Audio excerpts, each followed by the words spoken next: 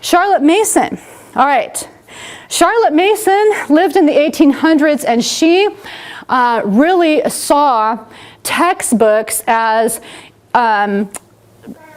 talking down to kids, where you pre-digested the food for the kids so they couldn't discover it and learn it freshly. She hated excerpts in books, and she wanted to have the whole book, and it was better to have fewer whole books than a lot of little excerpts where you can't actually get the flavor of what they're talking about, you know. And so she set out to do her own philosophy of education. She has 6 books that are, I think it's called Philosophy of Education by Charlotte Mason. And actually I summarized each one of those books on my blog. That's susanevans.org/blog. It's up here, my website. And just type in, on the blog, just type in Charlotte Mason and it'll come up. And then you could scan and see way more rich information about her. She loves living books. She does not like any twaddle. Okay, by twaddle she means, oh my goodness. Okay, I was a teacher for 7 years before I had kids, and then I started homeschooling right away. But in the schools, there is so much time wasted. Okay. In fact, a lot of the workbooks, you can just toss in the trash. I mean, it's totally worthless. Unless they're learning how to do their letters or something like that. To have to repeat a whole sentence just to put a comma in it is just, I mean, the manual labor of it all. It would be much better to have the sentences written and then just put a comma in, you know? Like, why make something so tedious? And there's like word searches, and I remember I used a lot of that twaddle to control my classes when they were finished, and I didn't want them to get out of control because they were done. I handed them something else that was twaddle. So I remember using it that way, but we don't have to do that because we're not mass educating our kids, you know?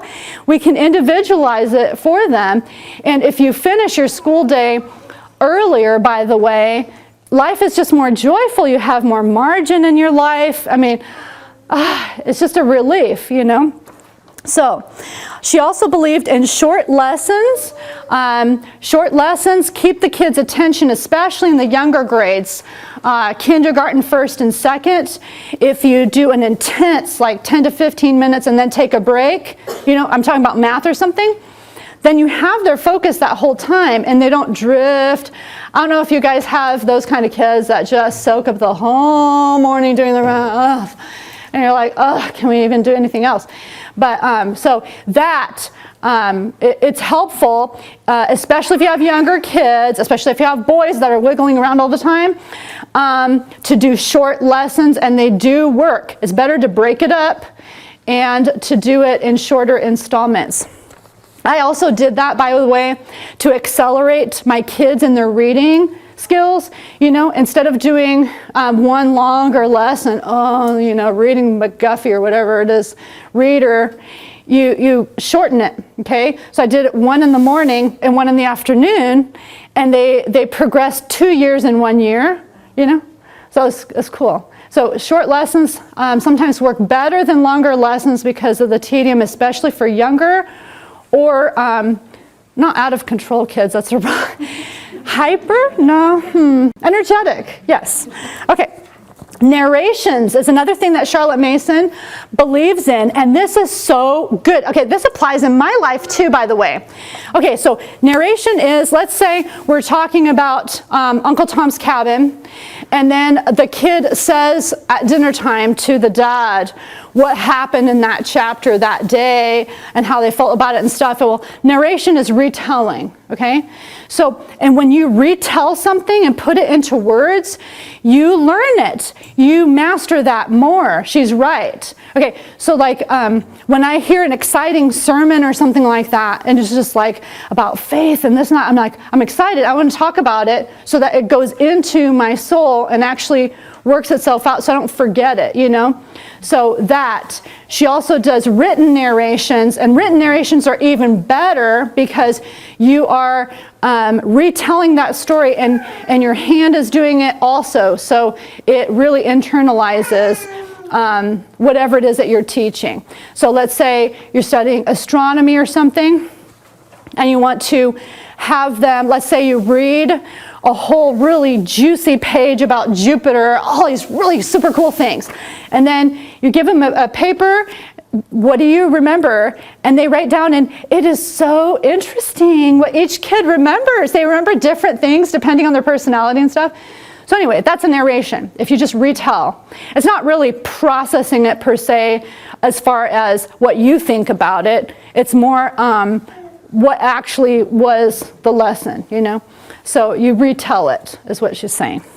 So nature study is another thing that she does. She believes strongly that kids need to get outside. So she had only days that were that the kids studied during the day, and then in the afternoons they went outdoors. They had journals where they could draw. They could study nature. Notebooking, definitely one of her things. She does tons of notebooking. Charlotte Mason is actually a good thing to throw in with almost any style of homeschooling, because it's just, it brings things to life. Who doesn't want to go and, you know, sit in nature and draw something, or, you know, enjoy fresh air and stuff like that, you know? It's one of those neat things. All right, she's also into fine arts, music and poetry. And so she had, for example, an artist study. So you have like Rembrandt, and then on 1 month you have Rembrandt. And then you choose 4 different pieces of art for Rembrandt. 1 week you put it up on the wall, and you just have it up, okay? First you can describe it, so you see the different things about it. You also label it as Rembrandt. So then, from then on, you know, and then you switch it out every week. So then, like we've seen different things in art galleries or whatever, and they recognize, you know, what that work of art is. And, you know, some things are great for a reason, because they're detailed or whatever. Some things are great because they're modern and people think that they look good, but they're balanced in their color, or something is compelling about it, or somebody wouldn't have found such value in their work.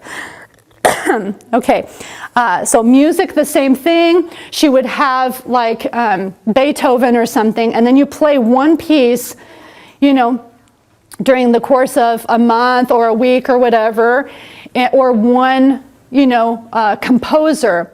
So you get to know that one composer and their style of music, so that when you hear it, then you can identify it as well. And then poetry also, she loved poetry.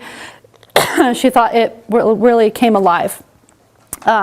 Whatever you're talking about, especially nature, because you know how she likes nature. That's why she likes poetry, because a lot of it is about nature. Okay, what are some of the pros of the Charlotte Mason method? One pro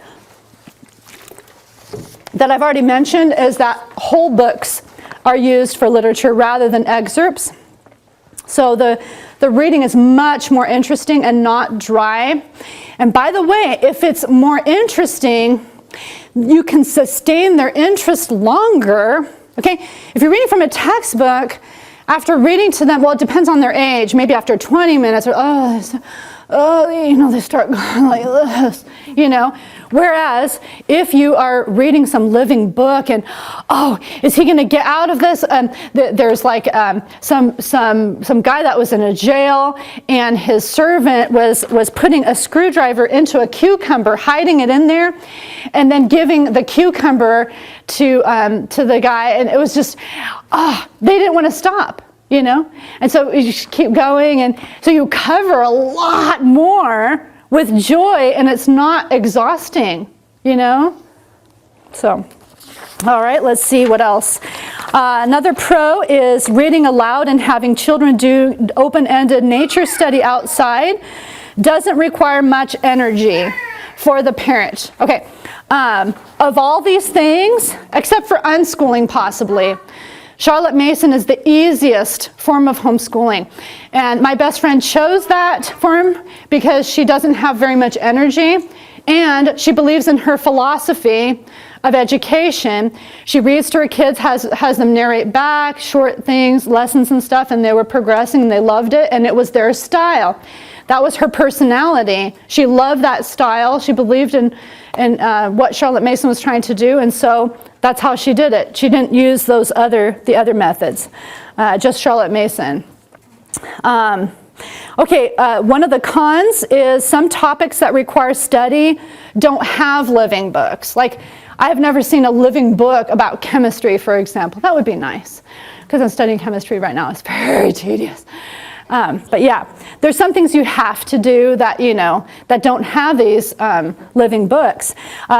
Yeah, so, and then one book that you can read about this to study it further is called The Charlotte Mason Companion by Karen Andriola. And I own that book. I love it, even though I don't use only Charlotte Mason. But I love her whole philosophy of education.